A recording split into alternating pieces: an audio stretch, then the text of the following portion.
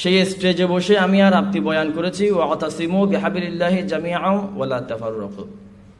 তাদের সাজানো স্টেজে বসে উম্মত বাক না হবা, একে অপর থেকে আলাদা হবা না, এই এলান দিয়েছি। 2025 সালের প্রেক্ষাপটে এসে দেখেন সবাই এক, আমরা ওলামারা এক হতে পারি নাই, আমরা ওলামাদের এক একজনের কেবলা এক এক দিকে পরিণত হয়েছে। এর চাইতে বড় লজ্জাজনক বিষয় আর কি হতে পারে? অথচ আমরাই এলান দিয়ে থাকি ওয়াতাসিমু বিহাবিলিল্লাহি জামিআ। বাংলাদেশের কিছু কিছু মানুষ বর্তমান প্রেক্ষাপটকে সামনে রেখে বলেন অমুক দলের সাথে ঐক্য হওয়া যাবে না। কেন? বলে তাদের আকীদা নষ্ট, তাদের মধ্যে এই ত্রুটি আছে, এই বিষয়ে সমস্যা আছে। বাংলাদেশে বিশুদ্ধ আকীদাদারী আপনি কোনো দল খুঁজে পাবেন কিনা তাও সন্দেহ। এই যে জাতীয় উলামা মাশায়েখ এই পরিষদের ব্যানারে আজকের প্রোগ্রাম, কেউ কি দাবি করতে পারবেন আমরা পৃথিবীর বুকে একদম 100% গ্যারান্টি দিয়ে জান্নাতের বাসিন্দা? আমাদের ভিতরেও কমতি আছে, প্রত্যেকটা দলের ভিতরে কমতি আছে।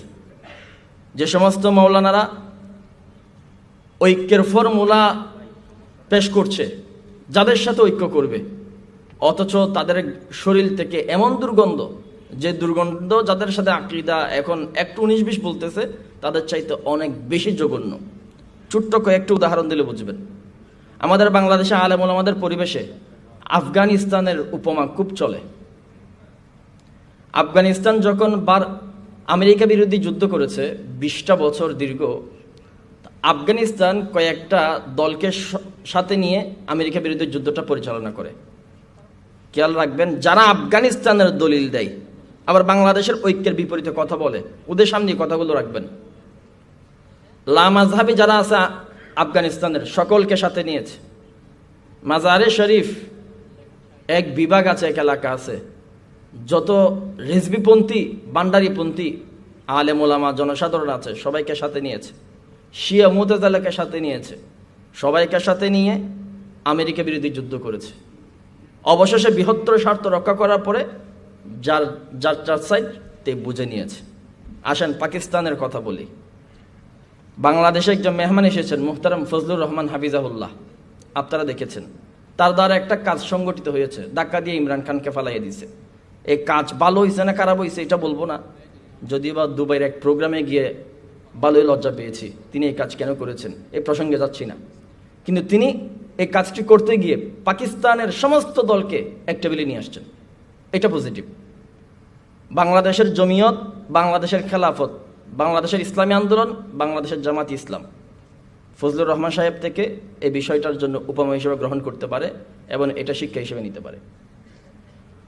উলামায়ে জমিয়ত উলামায়ে হিন্দ ভারত ইস্যু যখন বিজেপি সরকার, মোদী সরকার, তখন তাসাউফপন্থী যত দল আছে, দেওবন্দি যত দল আছে, রেজভি যত দল আছে, এমনকি শিয়া লামাজহাবি যত দল আছে, সবাই একমত, এক জায়গায় অটল।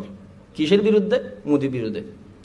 তো মোদীর বিরুদ্ধে যদি ভারতের উলামায়ে কেরামরা সকল দল যদি এক হতে পারে, আমেরিকার বিরুদ্ধে যদি আফগানিস্তানের সমস্ত তালেবান সরকার সহ সবাই যদি এক হতে পারে, পাকিস্তানের জমিয়ত উলামায়ে পাকিস্তান সহ সমস্ত দল যদি এক হতে পারে, বাংলাদেশের ওলামাদের এত 50 রকমের আলাপ আলোচনা কেন?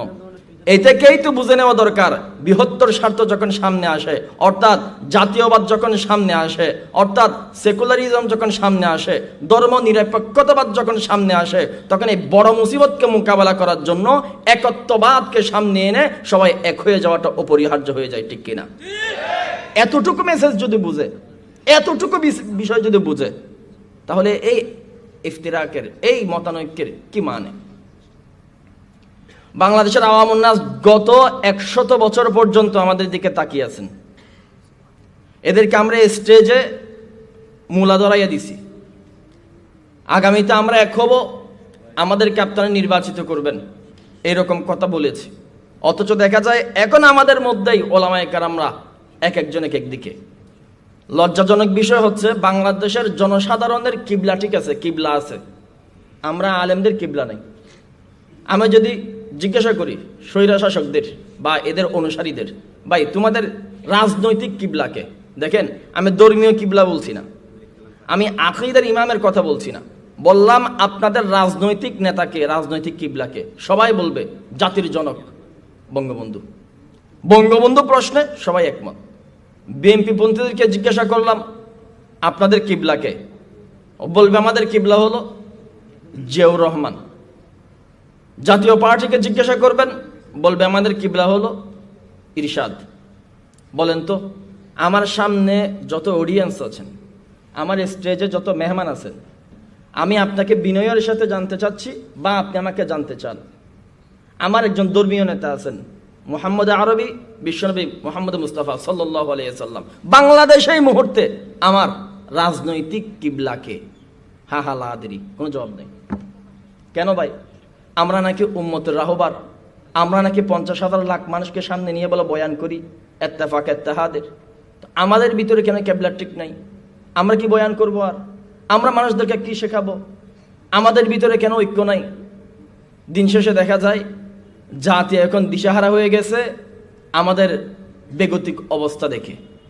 আপনার আমার করণীয় কি? যে আলোচনাগুলো আজকে আপনাদের সামনে রেখেছি, সাধারণত এগুলো যারা সামনে বসেছেন তাদের জন্য না। আপনারা অডিয়েন্স, আপনারা আমার মতো ছোট মানুষ, আমিও ছোট মানুষ, আমাদের কথায় কিছু যায় আসে না। এই স্টেজে যারা বসছেন, বড়দের সাথে আপনাদের দেখাশোনা হয়, কথাবার্তা হয়।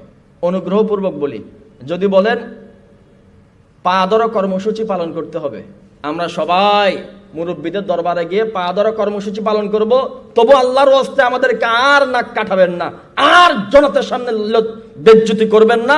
অনুগ্রহপূর্বক সবাই এক টেবিলে এসে উম্মাহ এখন জাতীয়বাদের বিরুদ্ধে, সেকুলারিজমের বিরুদ্ধে, হিন্দুত্ববাদের বিরুদ্ধে, ইস্কনের বিরুদ্ধে উম্মাহ এক হয়ে যাক।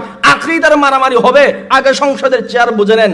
আগে প্রতিবেশীর সাথে যখন মারামারি হবে, চার ভাই এক হয়ে যান। বাগ বাটোয়ারা যখন বাপের সম্পদ নিয়ে হবে, তখন আগে ঘরের ভিতরে ঢুকেন, ঘরের চাবি বুঝে নেন, তারপর চেয়ার টেবিল নিয়ে মারামারি করবেন। আগে বাংলাদেশের সংসদ বুঝে নেন, তারপর আকীদা নিয়ে মারামারি করবেন। আগে বাংলাদেশ বাগ বাটোয়ারা করে নেন, বাগ বাটোয়ারা করার আগে বাইরে বাইরে মারামারি করবেন। মিস্টার হরিফদ আর মধুসূদন এসে সংসদ ভবন দখল করবে, ঠিক কিনা? এতটুকু কথা বুঝতে কি সুল্লামুল উলুম পড়া লাগে? এতটুকু কথা বুঝতে কি ফলসফার কিতাব পড়া লাগে? এতটুকু কথা বুঝতে কি বিশাল বড় আল্লামা তফতানি হওয়া লাগে? আমরা নাকি বাহরুল উলুম, আমরা কি সুল্লামুল উলুম পড়াই, মোল্লা হাসান পড়াই, দুনিয়ার সমস্ত কিতাবগুলো পড়াই আমরা নরম কইরা ফেলি। এতটুকু রাজনীতিকে আমরা বুঝি না? আগামী নির্বাচনে যদি আলেমরা যদি এক হতে না পারেন, আগামী নির্বাচনে যদি আলেমরা এক হতে না পারেন,